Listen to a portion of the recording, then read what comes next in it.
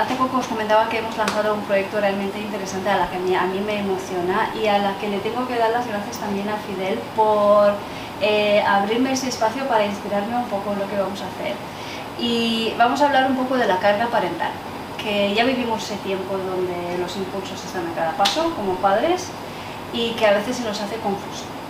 Fidel es el coordinador de CACE, es psicólogo, es padre, es músico y es el fundador del Taller de las Madres, donde yo prácticamente, literalmente, me enamoré otra vez de mí como madre. Tú sabes que yo soy mamá de 2 adolescentes, ya conoces a Alex y a Andrei, y dentro de mi vida como madre soltera, o madre sola, no soltera, estuvieron etapas a las que yo no sabía que estas etapas vendrían. Para mí no fue complicado manejar esas etapas porque he tenido a vosotros realmente y todo el apoyo tuyo, tanto del psicólogo del colegio, tantos servicios externos que igual nos ayudaron prácticamente a mí entender, mira, que es normal, ¿no? Pero yo me recuerdo cuando explotaron en ese momento no gestionó muy bien la situación y lo gestioné con bastante intensidad. Entonces, una de las cosas que me decía Alex es que el canal se va a llamar exactamente, que esa era una frase preferida, que era: mamá, tú no me escuches. Y yo le decía: sí que te escucho. Y él decía: no, mamá, no me escuches. Y Alex me dijo: es que tú no tienes idea del nivel de la presión diaria a la que somos sometidos nosotros. Y me lo dijo tantas veces y tantas veces, y yo empecé a pensar en un momento dado, ¿y si realmente nosotros como padres no sabemos? Claro. Y siempre volvemos a nuestras experiencias, cuando yo tenía que trabajar mucho y que realmente el trabajar mucho no era tanta exigencia psíquica que en día de hoy. Nosotros como padres sabemos la vida de nuestros adolescentes y la presión y la carga emocional a la que son sometidos. Hay muchas veces que no lo dimensionamos. ¿Por qué? Porque justamente lo que dices, tenemos un marco de referencia que fue nuestra propia adolescencia, que no es la misma que le está tocando vivir a estos adolescentes. Hay un concepto que surge en los años 90 y que está muy en boga ahora mismo, que se habla de los contextos VUCA. ¿Qué quiere decir esto? Los contextos VUCA por las siglas en inglés, son contextos de volatilidad, de incertidumbre, de complejidad y de ambigüedad. Que es justamente como los contextos en los que están creciendo nuestros adolescentes. ¿Por qué hablamos de volatilidad? Porque son contextos en los que todas las cosas duran muy poco, duran minutos, duran segundos a veces. Son experiencias en las que se busca la recompensa de manera muy rápida. Totalmente. Y que esa recompensa se diluye rápidamente y hay que buscar una nueva recompensa. Entonces es muy volátil. ¿Por qué hablamos de incertidumbre? Porque también, por otro lado, hay cosas que, digamos, nuestros adolescentes no tienen las mismas certidumbres con las que nosotros crecimos. A lo mejor para nuestros padres, el hecho de tener una titulación, el hecho de tener un trabajo fijo, de tener unas ciertas condiciones de vida, les permitían el aspirar a decir: ok, puedo formar una familia, puedo tener un trabajo estable, exactamente, puedo aventarme a comprar una casa, puedo aventurarme a construir una familia. ¿Por qué? Porque tengo una certeza. Le daban una cierta credibilidad en el mercado, tener una titulación. Exactamente. Ahora mismo ya no.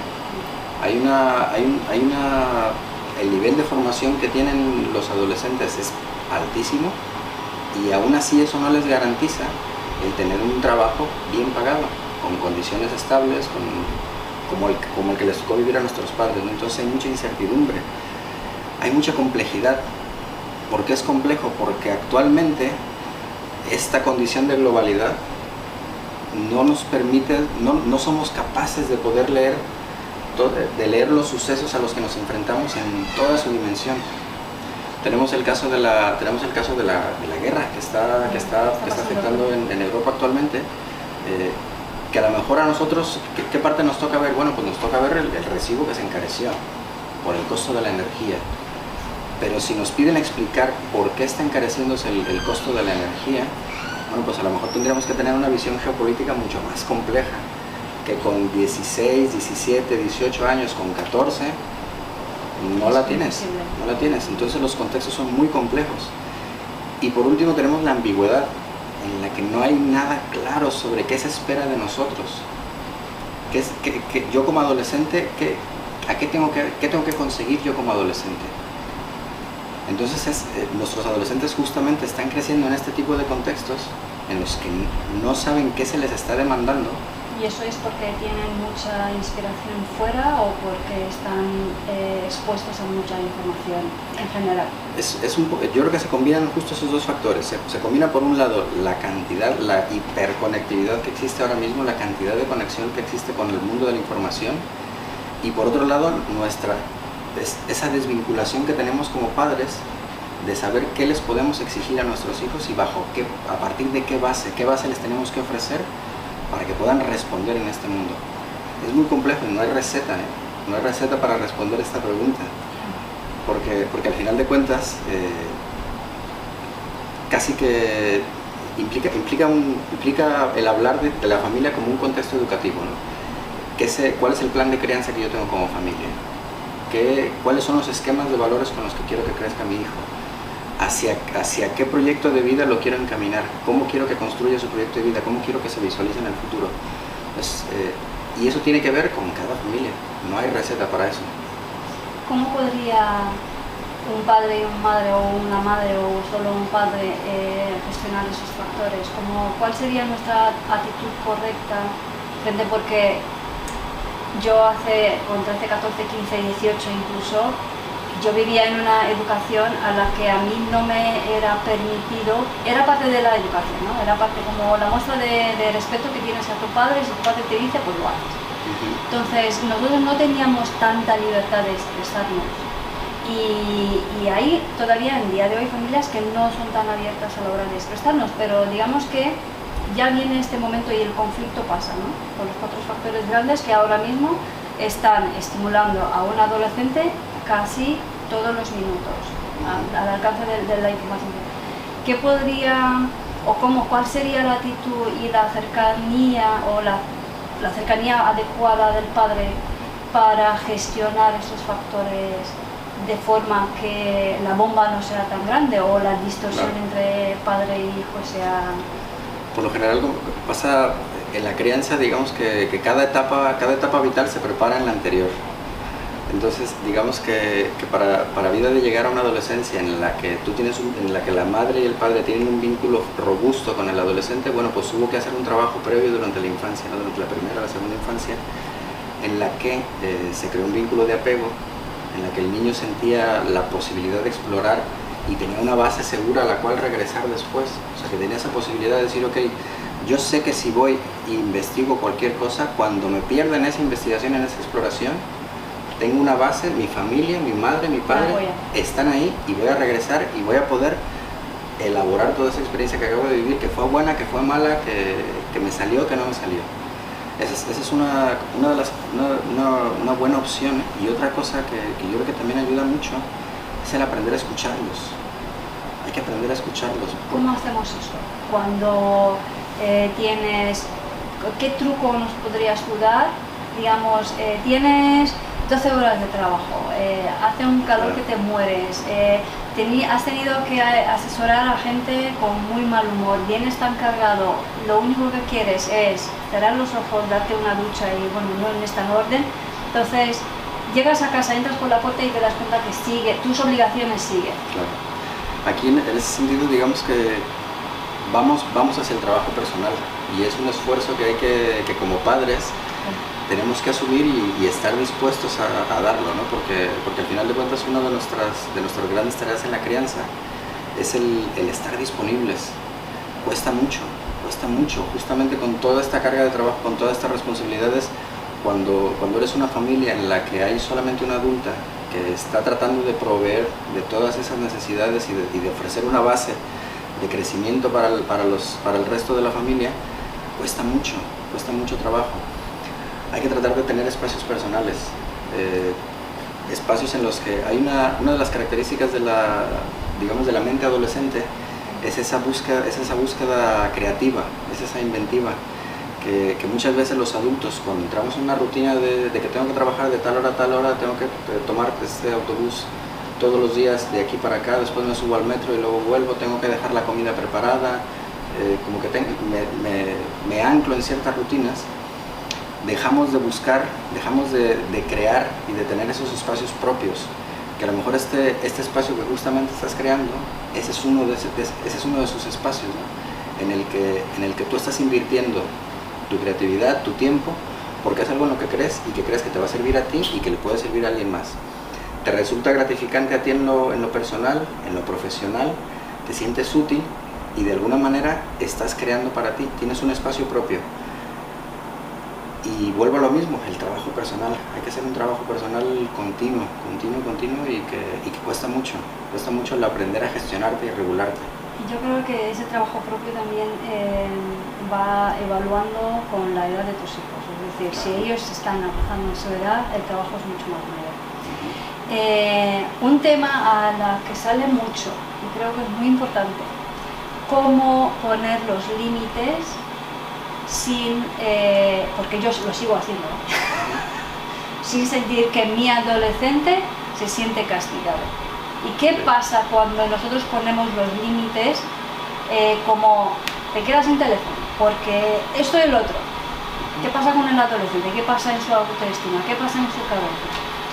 Cuando hay unas características muy básicas de los límites, ¿no? que los límites tienen que ser claros, tienen que ser cumplibles y por otro lado también a esta edad tienen que ser consensuados. Y cuando dices cumplibles, ¿a qué te refieres? ¿Te refieres a que yo no acceder a lo que más le duele a él o que sea como más un acuerdo entre él y yo? La parte del acuerdo es la parte que hay que consensuar y porque se puedan cumplir, me refiero a que el límite no implique una consecuencia que no es posible cumplir. Por decir, si no haces los deberes, si no te preparas este examen de matemáticas que vas a presentar el jueves, te vas a pasar todas las vacaciones sin salir con tus amigos. Esa es una cuestión que está desproporcionada, que no están vinculadas una acción con la consecuencia y que por otro lado es difícil que cumplas que no salga durante todas las vacaciones con sus amigos, sí, porque no le conviene ni a él ni te conviene a ti. Sí. Entonces, en ese sentido hay ciertos elementos que hay que tener en cuenta para que los límites funcionen. Y una de las maravillas de la adolescencia es que tanto tú tienes que aprender a negociar con ellos como ellos tienen que aprender también a tirar. Yeah. Y es justamente en ese tipo de acuerdos donde se educa. ¿Y cómo podríamos poner esos límites? Por ejemplo, en vez de decir, no vas a salir con tus amigos durante toda la vacación, ¿qué deberíamos hacer? Damos un par de ejemplos. Por ejemplo, yo voy a lo que más le duele, teléfono, ordenador, yo qué sé, cosas que más le duelen. Sí. Te quedas sin helado. Yo creo que en la medida en la que hay una... Aquí también hay un aspecto clave, que es conocer los intereses de nuestros hijos. Sí. En la medida en la que nosotros tengamos claros cuáles son sus intereses, qué son las cosas que le gustan y qué cosas son por las cuales estarían dispuestos a moverse, esa es una de las claves para poder establecer límites que sean claros, que sean cumplibles, que estén relacionados con el acto o con la falla, por así decirlo, ¿no? Digamos, en la medida en la que nosotros conozcamos a nuestros hijos, podremos apretar los botones justos para que esos límites funcionen. Vale. Y estimularlos en vez de castigarlos, dices. Hay una parte, exactamente. Hay que transitar de este lenguaje puesto en negativo, no estés de perezoso. En vez de no estés de perezoso, me gustaría que participa en las tareas domésticas. No hay que tratar de plantear siempre las cosas en positivo. ¿Por qué? Porque también eso apela el lenguaje es importantísimo al momento de comunicarnos con ellos. Entonces, Yo tenía una frase con Andrei que sinceramente no es fácil cuando te entra, porque está en automático, ¿vale? Y la frase era algo relacionado,